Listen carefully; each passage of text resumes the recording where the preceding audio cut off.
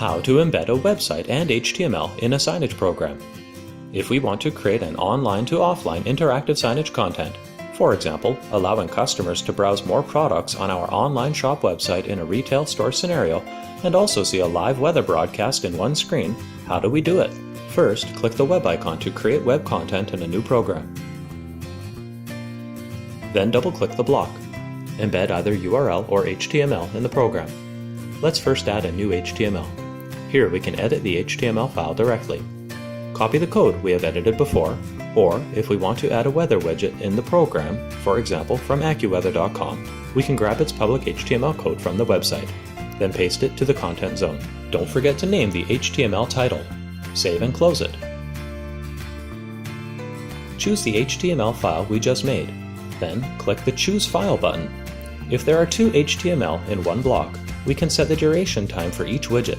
This determines the time they play in alternation. Now, let's embed a website in our program as well. Copy the URL of the website you want to embed in the program.